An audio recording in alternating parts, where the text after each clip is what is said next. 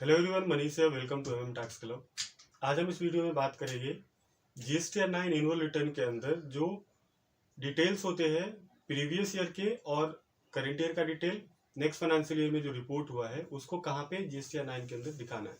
For example for financial year 22-23 जो 21-22 का credit या फिर जो आउटवर्ड सप्लाई है वो आपने अगर 22-23 में रिपोर्ट किया है या फिर 22-23 का अप्रैल 23 टू अक्टूबर 23 में अगर आप कोई आईटीसी या फिर कोई जो आउटवर्ड सप्लाई का डिटेल्स है वो रिपोर्ट किया है, तो वो हमारे को जो एनुअल रिटर्न है उसमें कहाँ पे रिपोर्ट करना होता है। जीएसटीआर 9 के अंदर टोटल 19 टेबल्स है।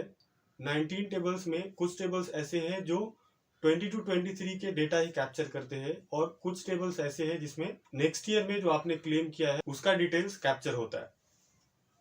Let's say for outward supply table number 4 and 5 के अंदर आप आउटवर्ड सप्लाई रिपोर्ट करते हैं जो फाइनेंशियल ईयर 22-23 का है और सेम ईयर में ही आपने क्लेम किया। एंड देन जो 6 एंड 7 है उसमें इनपुट टैक्स क्रेडिट जो 22-23 का है वो आप लेते हैं। 8 के अंदर रिकंसिलेशन है।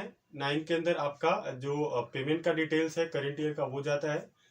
देन 10 एंड 11 के अंदर आपको वो आउटवर्ड सप्लाई है जो 22-23 का है बट आपने नेक्स्ट ईयर में रिपोर्ट किया है, तो वो आपको सेपरेटली शो करना होता है इन GSTR 9 annual return 10 and 11 table number. Similarly जो इनपुट टैक्स क्रेडिट 22-23 का आप नेक्स्ट ईयर में लेते हैं अप्रैल 23 टू अक्टूबर 23, तो उसके लिए आपको टेबल नंबर 12 एंड 13 के अंदर दिखाने होते हैं।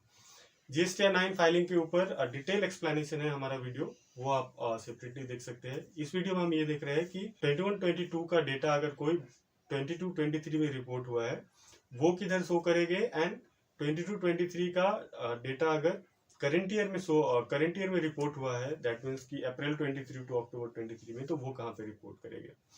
तो जो अप्रैल 23 टू अक्टूबर 23 में रिपोर्ट हुआ है उसके लिए तो सेपरेट टेबल है, table number 10, 11, 12 and 13। Table number 10 के अंदर अगर आपका 22-23 का आउटवर्ड सप्लाई है और उससे आपकी लायबिलिटी इंक्रीज हो रही है तो टेबल नंबर 10 के अंदर आप रिपोर्ट करते हैं।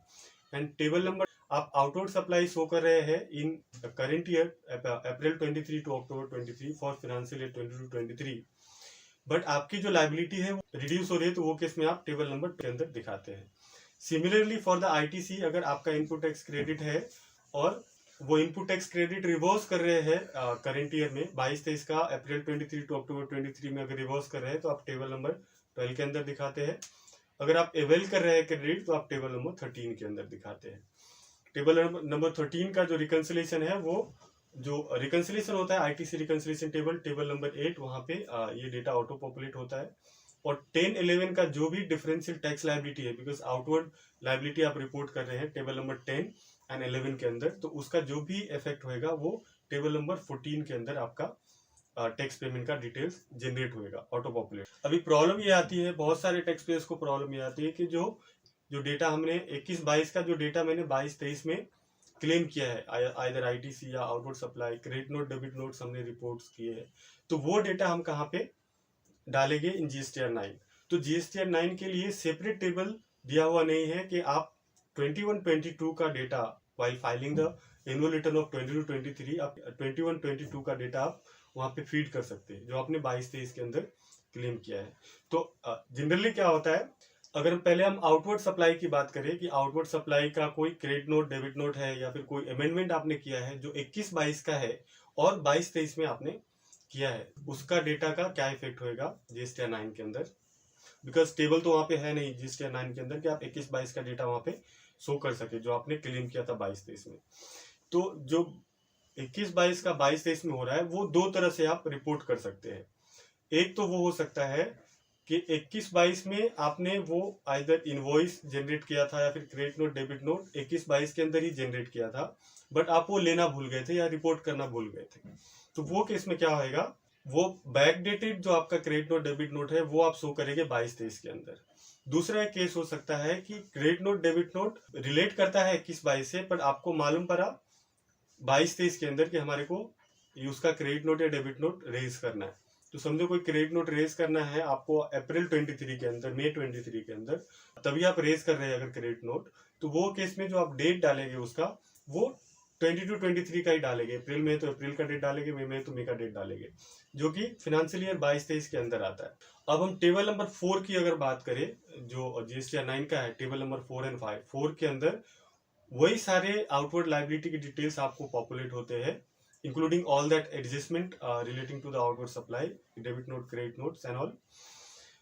वही क्रेडिट आपको शो करेगी जो 22-23 का है, और 22-23 में ही आपने रिपोर्ट किया है। तो यहाँ पे ये होता है कि अगर आपने 21-22 का क्रेडिट नोट 22-23 में जनरेट किया है, 22-23 के डेट का, अप्रैल 23 में अगर आपने किया तो अप्रैल 23 का ही डेट डाला आपने क्रेडिट नोट का, तो वो डेटा ऑटो कैप्चर हो जाएगा टेबल नंबर 4 के अंदर, अगर उसके ऊपर टैक्स पेबल आ रहा है तो। बट अगर आपका जो क्रेडिट नोट है वो प्रीवियस ईयर का है, सपोज नवंबर 22 में, नवंबर 21 में, मार्च 22 में आपने अगर नवंबर 22 का आपका कोई क्रेडिट नोट है, नवंबर 22 में ही आपने वो जनरेट किया था, बट आपने उसको रिपोर्ट करना भूल गया, तो वो अप्रैल 23 में, मई 23 में, किसी भी मंथ में ड्यूरिंग फाइनेंशियल ईयर 22-23 अगर आप वो रिपोर्ट कर रहे हैं तो डेट आप वही डालेंगे।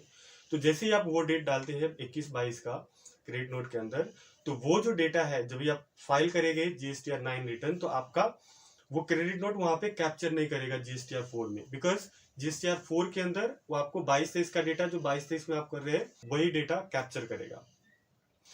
जीएसटीआर 4 के अंदर वो कैप्चर नहीं करेगा। 5 के अंदर GSTR 4 and 5 taxable and non taxable के लिए है, तो और कहाँ पे उसको डालेगी, तो और किधर सेपरेट उसके लिए जगह है नहीं कि आप वहां पे डाल सकते हैं, वो डिफरेंस ही रहेगा। और वो डिफरेंस आप जब भी अगर आपको जीएसटीआर 9 एप्लीकेबल है तो वहां पे रीजन फॉर डिफरेंसेस में डालेंगे, तो वो डिफरेंसेस एज इट इज ही रहेगा।